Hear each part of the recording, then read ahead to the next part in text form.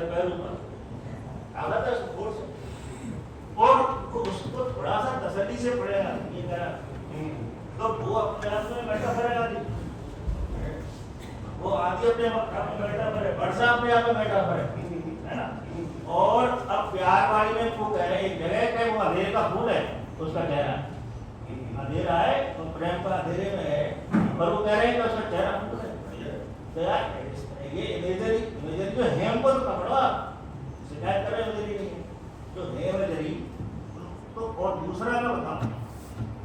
बहनों वाली बहनों को ही करता है, उसका बड़ा जिक्र हुआ, बड़ा अच्छा जिक्र आपने कर दिया विधवा वाली बहन का, विधवा है और जिसको लेकर के उसको आत्मग्लानि हो गई। एक और उसका जिक्र है जो मार खाई है, प्रेमी से मिलने गई है, भाई उसको बेड से मार, और अविदा देखिए वो अविदा है जो वो बेड से मार रहा है उसको, और बहन चीख रही है। आगे क्रम चलता है कि बहन की चीखें बंद हो जाती, बेड की आवाज आती है, मतलब वो मार खाती खाती बैठा लो, और शुरुआती पंक्ति आती है, अब बताइए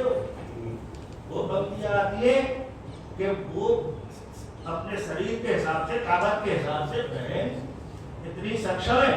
तो चाहे तो भाई को जवाब दे सकती है, फिजिकली टकरा सकती है उसको। और कोई कह रहा है पता नहीं कौन नहीं दे रही, जानबूझ के कह रहा है या कोई पता नहीं कौन दे रही, आप दबाव लगाइए क्या है कौन दे रही। दो चीजें हैं, या तो कर सकता है कि जेंडर के उससे करे, और दूसरी भाषा में कहें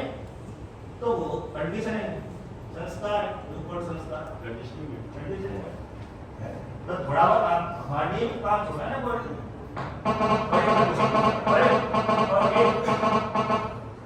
एक अच्छी पोएट्री करती है तो आपको भी एक्टिवेट करती है। तो ये इस तरह का बाकी बहुत अच्छे से ये मिसाल के साथ सहमत हो कि स्टील में और इसकी पॉलिटिकल एंगल से इंटरप्रेट कर भाई कोई पॉलिटिकल करता नहीं, पूरे संकलन में सोकॉल्ड जो पॉलिटिकल करता है ना, एक भी नहीं है।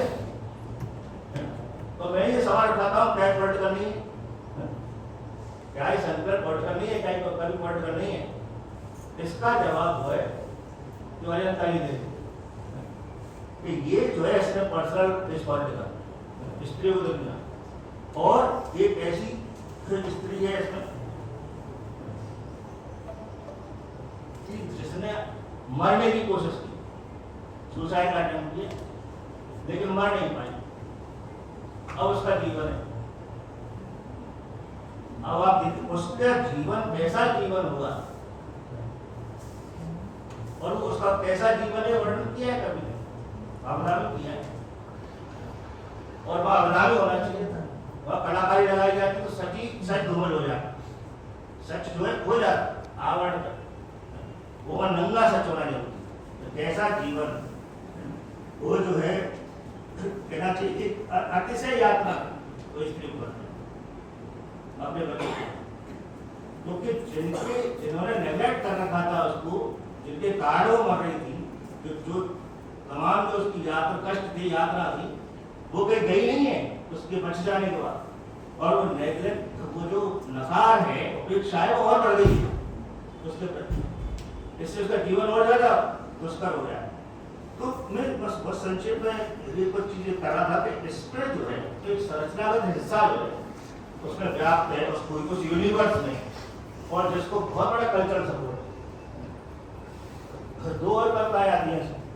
एक कविता एक स्त्री की है, वो जो है अपने पति की हर तरह से क्या बोलते हैं सेवा करती है, सारा कुछ करती है, और पति लगातार इसको इग्नोर कर रहा है, और फिर भी वो उस पति के प्रति कोई उसका वो नहीं, कोई नेगेटिविटी नहीं,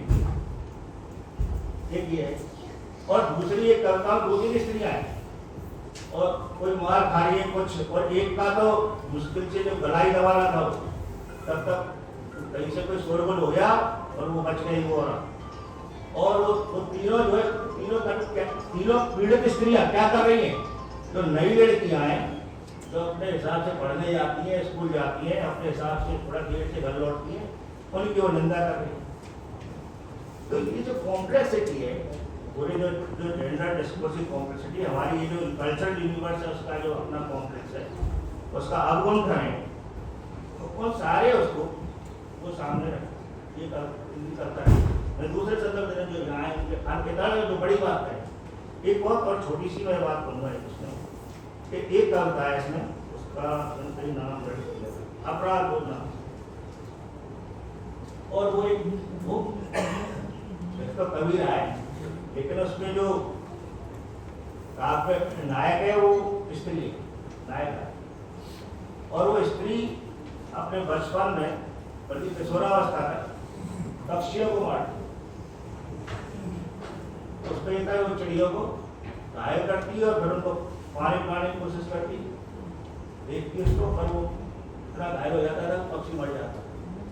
और बड़ी होती है, उसके खुद के बच्चे हो जाते हैं, और एकदम से उसका जो मदर हो जाए मात्र वो जाता है, और अब वो उस पक्षियों के लिए, उनके बच्चों के लिए उतनी चिंतित हो जाता है, उतनी केयर है। तो ये पूरा एक ट्रांसफॉर्मेशन और एक सारा कुछ, और बहुत छोटी सी कविता है, और इसका आप देखेंगे कि एक वाक्य आप नहीं काट सकते और एक वाक्य फालतू है, और हर वाक्य कुछ कर रहा है, और आप जो है और पोइट खुद नहीं है, पोइट किसी और को कर रहा है, प्रवेश कर चुका है, पात्र कुछ कोई और है। तो मैं समझता हूँ बहुत सहजता से है, बल्कि मैं आपको बताऊँ, मैं दो चीज़ों से डर रहा था जब ये सब आयोजन, और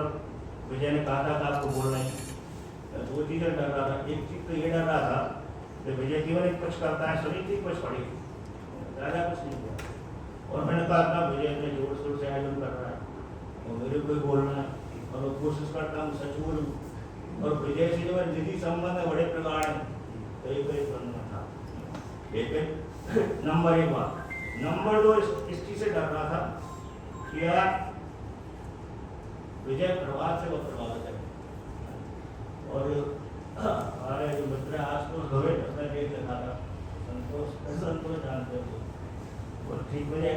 उसका टाइटल याद नहीं है, पर उसका ये है कि एक अच्छे रचनाकार को, कलाकार को अपने पिता की हत्या करने पर पितृहंता होना होता है। ये थ्योरी को कहीं से वो चल रही थी, वो भारतीय उसमें की है, और वो जहाँ से ग्रीक का रीजन आया था वहाँ, इसके मायने ये है कि आपको उसके प्रभाव से बाहर जाना है। मतलब जो आपको बनाया, जो आपको पोएट बनाने में मदद कर रहा है, राइटर बनाने में, कलाकार बनाने में, तो जाहिर है कि जो बनाने में मदद कर रहा है उसका आपके ऊपर कितना प्रभाव है, और उसको आपको उस प्रभाव से आपको मुक्त होना, नहीं तो आप रह जाओ छोटे मोटे, आपको आगे जाना है, बड़ा बनना है, तो आपको